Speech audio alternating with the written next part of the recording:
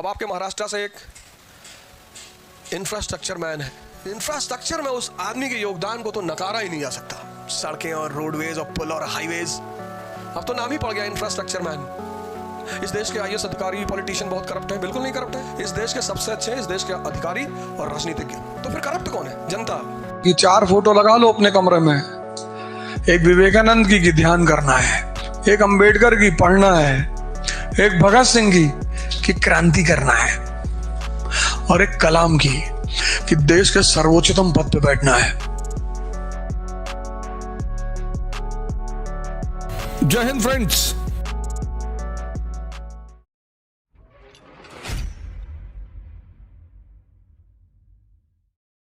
Mobile अंदर रख लो यार, कोई फायदा नहीं है।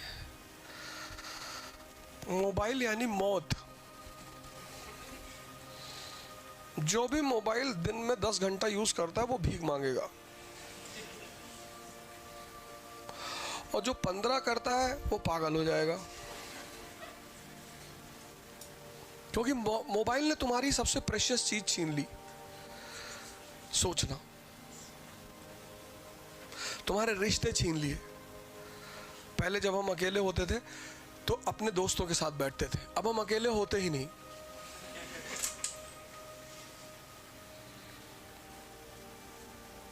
मतलब हम अपने समय की बात बता रहे हैं कि हमें शाम को निकलना ही होता था। एक पर्टिकुलर एरिया होता था, चाय की दुकान होती थी, वहां सब इकट्ठा होते थे, एक चाय लेते थे और भी बहुत कुछ लेते थे और बैठते थे और डिस्कस करते थे, एक दूसरे से बात करते थे, कंपनी देते थे, एक दूसरे को मोटिवेट करते थे, एक दूसरे की परेशानी में हिस्सेदारी करते थे। ये दोस्ती का मतलब होता था। किसी के फादर एडमिट है तो उसके साथ रात भर हम भी हॉस्पिटल में रहते थे, उसको हिम्मत मिलती थी। तो जब हमारे फादर बीमार हुए तो वो लोग हमारे साथ हॉस्पिटल में रहे, इसको भाईचारा कहते थे। मोबाइल ने वो सब मार दिया।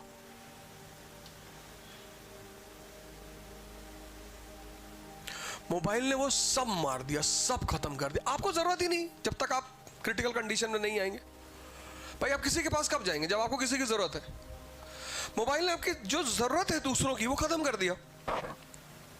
और सबसे बड़ा झटका दिया, हम कभी क्लास में मोबाइल लेके नहीं आते, कभी।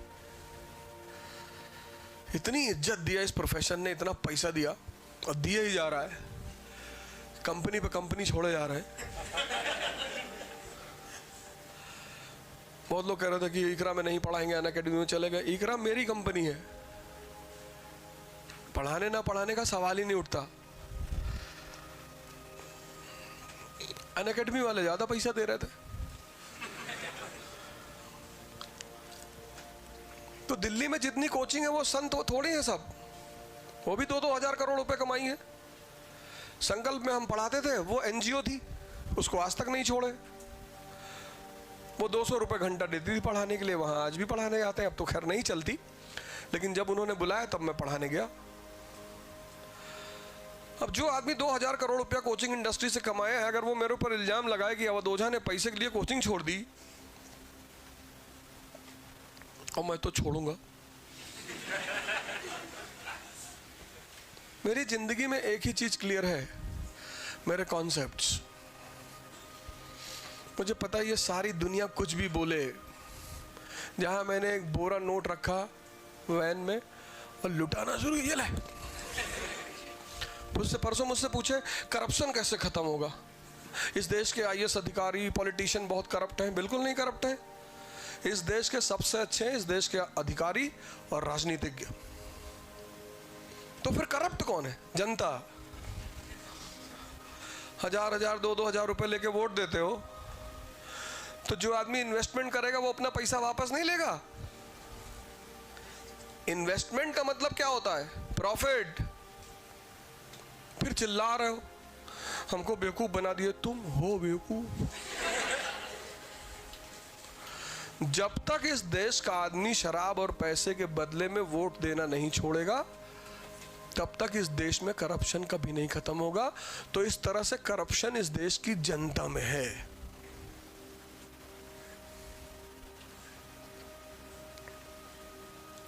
ना तो ब्यूरोक्रेसी में है और न राजनीति में है। आप एक बार एक ऐसा आदमी चुन के देखो जिसने आपको 1 रुपया ना दिया हो और फिर वो करप्शन करे, तो बताओ हमें। क्योंकि जो सेवा भाव से आ रहा है वो क्यों आपको पैसे देगा? जैसे हमसे कोई कह दे कि इलेक्शन लड़ जाओ, पहले तो हम लड़ेंगे नहीं, लेकिन अगर लड़ जाए तो हारना तो पक्का है। एक चीज तो गारंटी है कि हार जाएंगे, वोट नहीं मांगेंगे। तुम्हारी गर्ज हो तो दे दो, क्योंकि तुम्हारे लिए काम करने आए हैं। अब तुमको पढ़ाने आए, तुमको रास्ता बताने आए, और तुम्हारा ही पैर छुए कि स्टूडेंट नाराज नाराज भाड़ में जाओ, भाग जाओ, हटो यहां से। तो तुम्हें 1-2-3 काम करने पड़ेंगे। ये जो नेता तुम्हारे पैर छूते हैं, इनको रोकना पड़ेगा कि भैया पैर मत छुओ हमारा, ये इन्वेस्टमेंट करते हैं।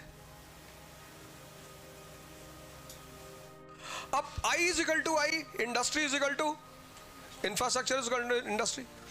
अब आपके महाराष्ट्र से एक इंफ्रास्ट्रक्चर मैन है,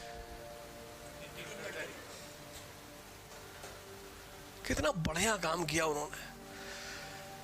इंफ्रास्ट्रक्चर में उस आदमी के योगदान को तो नकारा ही नहीं जा सकता। सड़कें और रोडवेज और पुल और हाईवेज, अब तो नाम ही पड़ गया इंफ्रास्ट्रक्चर मैन।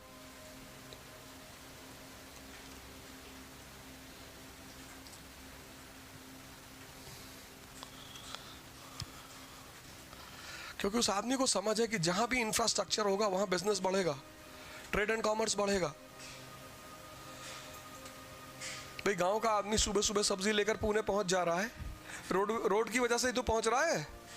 प्रधानमंत्री ग्राम सड़क योजना, पहले क्या होता था, ये जो महाजन है बाजार के, बड़े बड़े शहरों के, पुणे के, औरंगाबाद के, मुंबई के, ये अपनी ट्रॉली लेकर गांव में पहुंच जाते थे और किसानों को अपने दाम पे सामान खरीद लेते थे। और किसान को महाजन को पैसा देना है, बच्चे के स्कूल की फीस जमा करनी है, बीवी की दवा लानी है, अपनी खुद की बीपी की दवा लानी है, उसे पैसा चाहिए। तो प्रधानमंत्री ग्राम सड़क योजना सारे गांव को हाईवे से जोड़ दिया, बोले, और हर शहर में सब्जी मंडी और फल मंडी बना दी, तुम्हारे पुणे में भी होगी। अब ये पुणे, सतारा, औरंगाबाद के बीच का जितना किसान है, ये सब अपना सामान लेके पहुंच जाएगा मंडी। मंडी में क्या है, एमएसपी है, मिनिमम सपोर्ट प्राइस, यहां बेचेगा। एम्पावरमेंट हुई कि नहीं हुई? सब लोग कह रहे मकान बनवा लो, पागल है बे। मकान बनवाओ फिर खड़े रहो वहां जाके बनाते वक्त कि नौकर बेईमानी ना कर ले।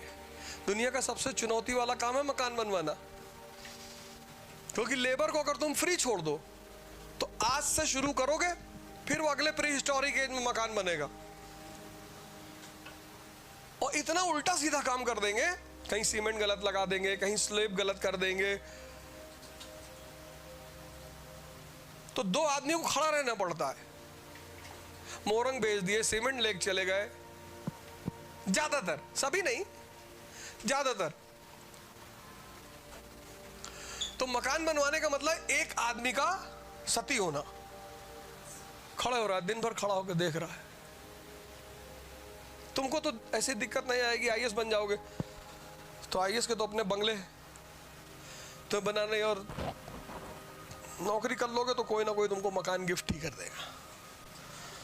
ऐसे ही प्रेम में कोई करप्शन की बात नहीं है।